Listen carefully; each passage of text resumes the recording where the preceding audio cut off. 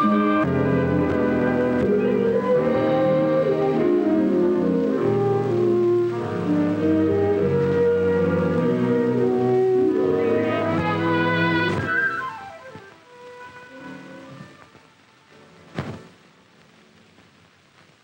early teens are years of upheaval and turmoil. They're years of physical and glandular change, new and wider relationships with people, and new inner feelings in the early adolescent. Parents of almost every child find the age of puberty or early adolescence full of problems. The knowledge that these difficulties are normal and usually only temporary helps to turn family friction into more constructive channels. Let's watch some of these youngsters as they spend Friday afternoon and evening. We'll see what some of the common troubles are. Sally, Joan, and Kay are typical teenagers. Each has her own personality, but they're all normal. Their actions may seem excessive, but that's normal for teenagers. For instance, that giggling. The unconstructive criticism of school. Personally, I think Mr. Aldrich's classes are just a waste of time. If he can't teach any better than that, I can't be bothered studying. Why, you know, this morning we spent 20 minutes before we even opened a book or read anything. The criticism of families. Last week, my brother spent all his allowance on candy in one day. I think it's awful the way Mother lets him waste money. Of course, she lets him do anything he wants. The unrealistic ideas of their own future. Well, I've really decided I'd like to be a ballet dancer. I'd get started in New York and I'd tour all over the country. I'd sure hate to spend the rest of my life in this old dump. Yes, if you don't make an effort to understand them, teenage girls may seem silly and opinionated.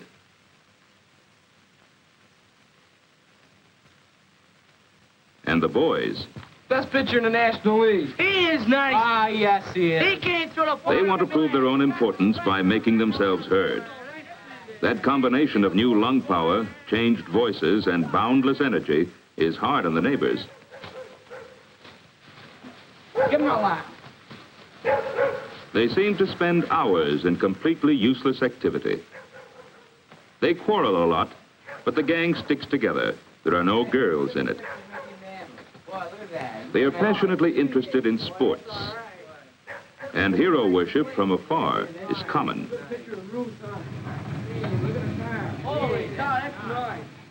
A car and home, as good as the other boys have, are important.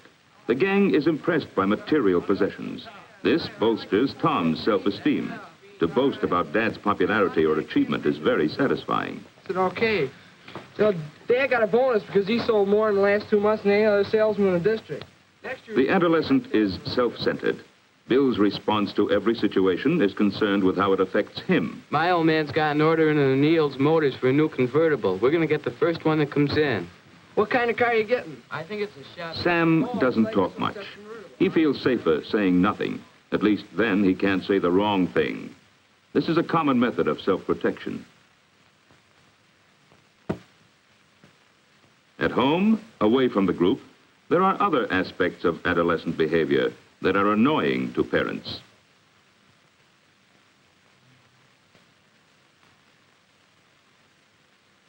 There's the untidiness.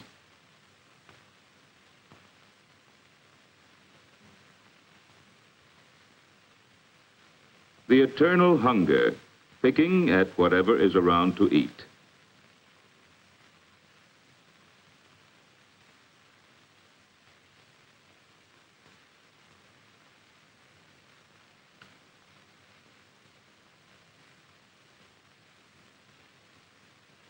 It's certainly annoying to Mother, who has plans for what is to be eaten and when. But the universal appearance of these adolescent traits leads to the conclusion that they are normal and based on real needs. Kay is quite mature for her age. She's well adjusted, accepting her defects and trying to make the most of her assets.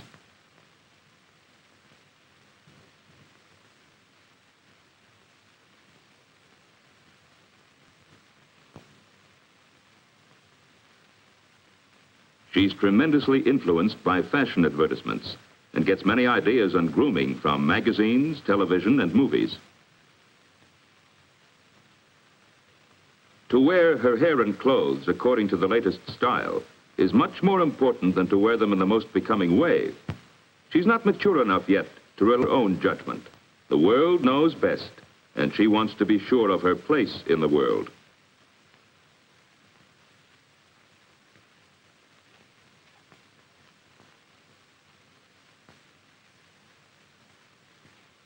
Mother may have other opinions of what looks best, but of course, Mother has old-fashioned ideas.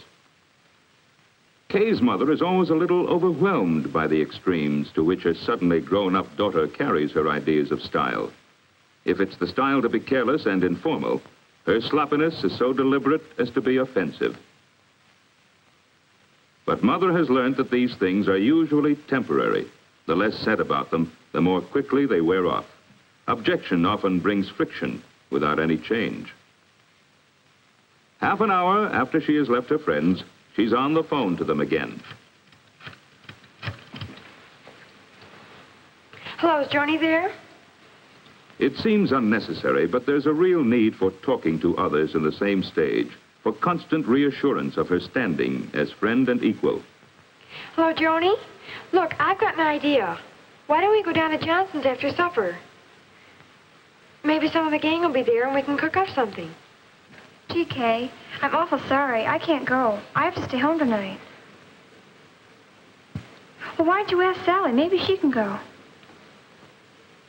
Okay, I'm awful Joan sorry. is not Bye. as independent as Kay is, perhaps because she hasn't been encouraged to stand on her own feet. There is no friction in Joan's family life. Her mother finds her a very good girl, not headstrong and flighty like so many of her friends seem to be. She takes her schoolwork seriously, perhaps too seriously. She has high standards for herself, and if she falls below them, her insecurity and worry are increased. Joan seems to be coming quietly through these difficult years, but the stress and strain are there and result in an almost complete withdrawal from people. She does a lot of daydreaming, imagining herself as the extrovert that she is not. She goes over and over little events in her life, reliving her successes and suffering through her failures all over again. Joan doesn't have emotional outbursts. Her safety valve is her diary. Here, she is herself, letting off emotional steam and clarifying her thoughts about growing up.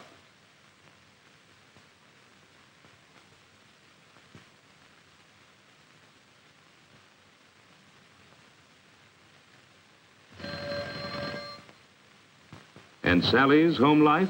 Her mother doesn't intend to relax her discipline now, just when Sally needs it most. Oh, hello, Kay. Just a minute, Kay. Mother, can't I even answer the phone without you listening in? Sally, I don't want you going out tonight. You've been out far too much lately. All right, Kay, I'll go. I suppose Mother will make a fuss, but I'll be there. Sally wants independence, and this knocking out of the parental prop leaves her no support but the opinion of her friends. She must maintain her position with them at any cost. Oh, don't let's ask her. She thinks she's so smart. Personally, I can't see what she has to be stuck up about, except a lot of expensive clothes. Anybody'd look good with all that money. In her need for assurance, Sally tries to avoid girls who are more attractive or have more money or clothes than she has. She wants to have friends on her own level. Did she? Oh, that just shows how stupid she is. The long conversations irritate Sally's mother. She doesn't see them as part of her daughter's adjustment to other people and to herself. For Sally is thinking out loud as she talks. Now let's see how the boys get along at home. Remember, Sam didn't talk much with the crowd. He was more of a listener. At home, he is more sure of himself. His dog provides a great source of comfort and security. Whatever Sam does is all right with him. He's always willing to listen to what Sam has to say.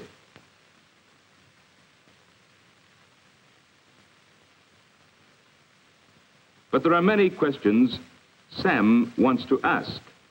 Many incidents of the day he wants to share with his parents.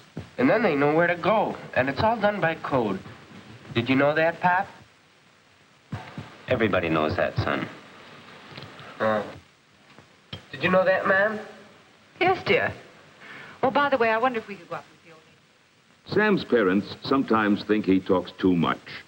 They don't realize that their son wants to practice his conversational ability on them.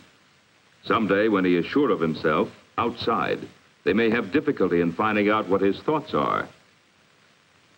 On the other hand, Tom, who talked so much about his father's achievements, seems most unappreciative of them at home. And he seems to have no ambition.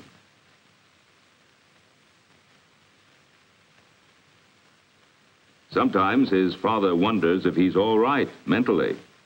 He is, but early teens are years of uneven development. There are spurts of mental energy as well as physical, and at other times, nothing seems to be happening. In reality, just as Tom's body needs rest after strenuous exercise, so his mind needs time to adjust to its new learning. And Bill's home life? Where have you been all afternoon? Your father wanted you to cut the grass, and I had some errands I wanted you to do. Now get busy or he'll be annoyed. So what? Bill may be willing to cut the grass sometimes when he feels like it, but rules and jobs laid down too firmly by the top brass make him resentful. Bill is at that stage just before puberty, when children seem to go into reverse. Psychologists call it a negative phase. Bill, do you mean to say you haven't finished that lawn yet? I don't notice you cutting any grass. Now, look here, young man. I'm not going to stand that kind of back talk. You're a member of this family, and you're going to act like one. Now, you finish that lawn before supper or else. Too strict an attitude by parents seems only to result in more resistance. Bill doesn't seem to find companionship at home or enough satisfaction from hanging around with his old friends. Subconsciously, he is looking for acceptance and help with his problems. Luckily, he finds a friend, older than himself, but a real guy. Bill likes to hang around the gas station, helping Joe Connor, who runs it. Joe finds the boy a thorough worker, and they have lots to talk about. Local gossip, sports, cars, even the news of the day. Bill feels that Joe treats him in a more grown-up way than his parents. He finds it easier to confide in Joe, and he gets a lot off his chest as they chat. Sometimes young adolescents appear to enjoy utter uselessness.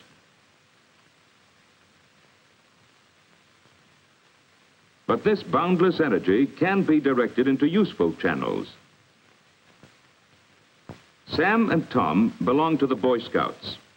Like most teenagers, they enjoy constructive activity and a planned group project. It can be any community group, but organization is needed to ensure that there'll be enough boys there to carry out the program successfully.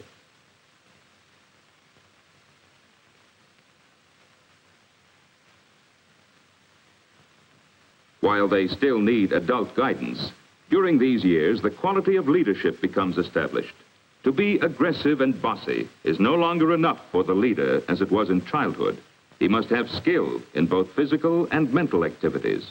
He's usually slightly bigger or stronger than the average and has a friendly attitude, an outgoing personality. The leader among adolescents is likely to remain a leader through later life.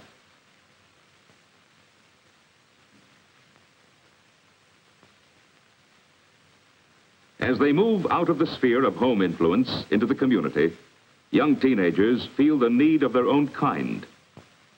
They begin to patronize hangouts.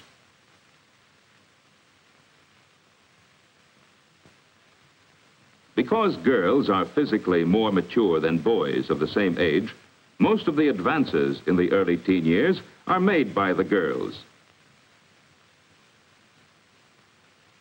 Their efforts are crude and childish, but they're the beginnings of experiment in sex adjustment. This kind of performance often shocks parents. The boys really do feel superior to those silly girls, but while they pretend to scorn their attention, They're secretly flattered. Nothing would make them admit this, though. Subconsciously, it takes the form of showing off to attract more of the girl's attention.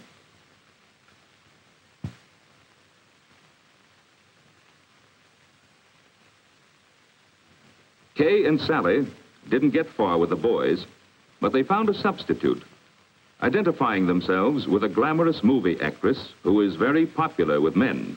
Gives them a satisfaction they couldn't get any other way. What about Joan? Doesn't she care for any activity or feel a need to admire and love someone? She does, but she has her own quiet way of working it out.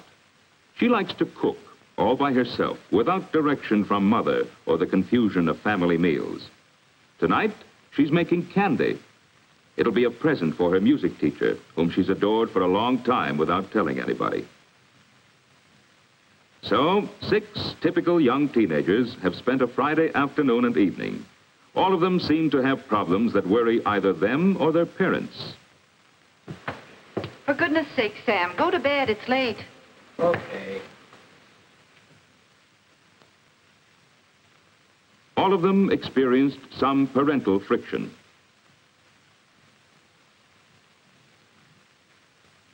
All want independence.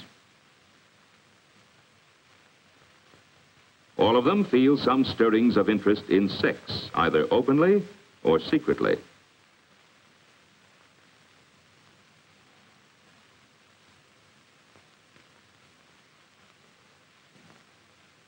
All of them are trying in their own way to adjust to a new set of circumstances and relationships. Tom's parents recognize this. They're willing to help in the making of these adjustments. As well as showing his interest, Tom's father respects him as a person. Did you have a good meeting tonight? Oh, it was okay, but half the fellas didn't show up. Oh? Maybe there was something else going on. Nah, they had dates. Seems like the fellas are always going out on dates now. They never... He doesn't pry into Tom's affairs. The way is left open for discussion. He tries to be helpful.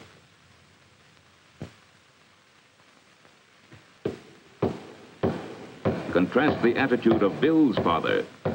Bill, stop that racket, will you? In a minute. In a minute, nothing. Right now. I'm trying to listen to the radio. Oh, putting that darn thing up. No, stop it. Did you hear me?